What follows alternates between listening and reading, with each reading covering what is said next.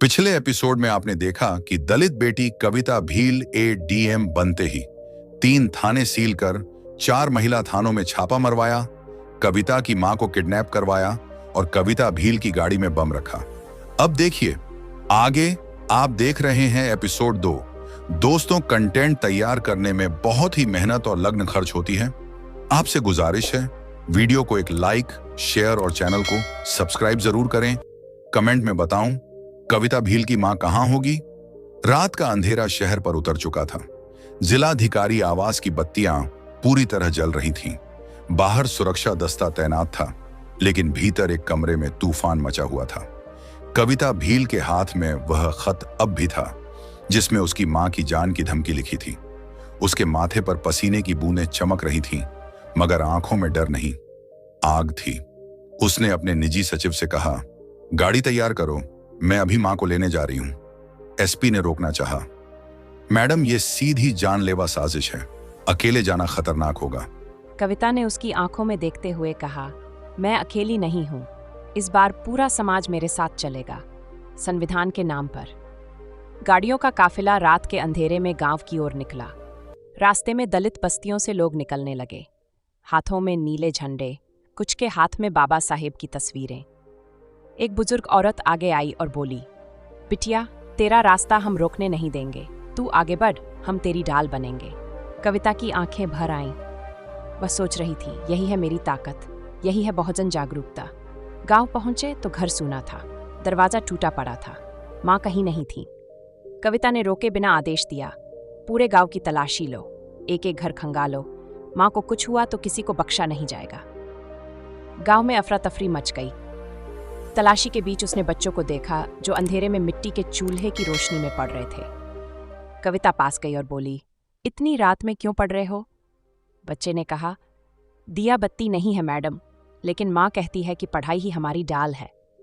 कविता ने गले से निकली सांस को रोका और बोली, याद रखना बेटा, यही किताबें तुम्हें पुलिस की लाठियों और माफियाओं की गोलियों से भी मजबूत बनाएंगी। संविधान कहता है सबको शिक्षा का अधिकार है, तुम्हें यह हक छीनना नहीं, मांगना है। भीड़ तालियों से गूंज उठी। हर चेहरा मानो आग बन गया था। अचानक एक किसान भागता हुआ आया।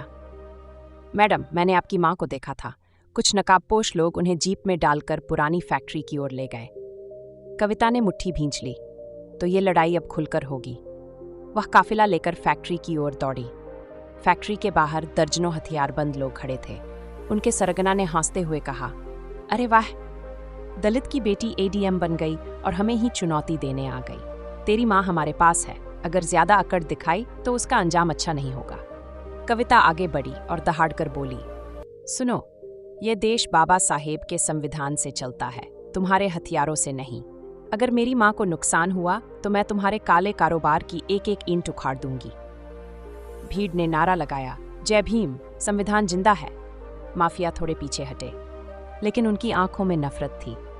कविता ने भीड़ की तरफ मुड़कर कहा, याद रखो, सदियों से हमें डराकर दबाया गया, हमें शिक्षा से दूर रखा गया, लेकिन अब डरना छोड़ना होगा। हमें अपनी आवाज खुद बनना होगा। संविधान हमें बराबरी देता है, लेकिन हक हमें लड़कर लेना होगा। उसके शब्दों ने मानो भीड़ में बिजली भर दी। लोग आगे बढ़े और माफियाओं को घेर लिया। फैक्ट्री के भीतर एक कमरे से आवाज आई, बिटिया। कविता दौड़कर अंदर गई। उसकी मां रस्सियों से बांधी थी। आंसू बह रहे थे, लेकिन होंठों पर मुस्कान थी। मुझे पता था तू आएगी, तू अकेली नहीं, पूरा समाज साथ लाएगी। कविता ने मां को गले लगाया। भीड़ ने नारे लगाए, बहुजन एकता जिंदाबाद। लेकिन ठीक उसी वक्त अचानक गोलियां चलने लगी। भीड़ तितर बितर हो गई। कविता ने मां को ढक लिया। एसपी चिल्लाया, मैडम, ये साजिश सिर्फ माफियाओं की नहीं है, इनके पीछे बड़े नेता हैं, सत्ता के लोग। कविता की सांस अटक गई। क्या मतलब ये पूरी साजिश सरकार के भीतर से है? अचानक अंधेरे से एक औरत निकली। उसके हाथ में बंदूक थी। वह सीधा कविता के सामने आ गई और बोली, कविता भील, अगर तुझे अपनी मां की जिंदगी चाहिए तो कल सुबह पूरे जिले के सामने इस्तीफा देना होगा, वरना ये लड़ाई यहीं खत्म कर दूंगी। सन्न रह गई। कविता स्तब्ध खड़ी थी। मां कांपते हुए बोली, बिटिया, जान की बाजी मत लगा। कविता की आंखें आंसुओं से भर आईं। उसने बंदूक पकड़े औरत की ओर देखा और कहा, तू मुझे इस्तीफा देने को कह रही है, लेकिन जान ले, अगर मैंने हार मानी तो ये हार मेरी नहीं, पूरे बहुजन समाज की होगी और ये मैं कभी होने नहीं दूंगी। भीड़ चीख उठी, गोलियों की गड़गड़ाहट गूंजी, दृश्य अंधेरे में डूब गया। अब सवाल खड़े होते हैं, क्या कविता सच में इस्तीफा देगी? सत्ता और माफियाओं की साजिश कितनी गहरी है? क्या बहुजन समाज उसका साथ अंत तक देगा? जानने के लिए देखिए अगला एपिसोड। चैनल पर पहली बार है तो सब्सक्राइब करें, वीडियो को एक लाइक करके दोस्तों में शेयर करें। धन्यवाद। जय भीम।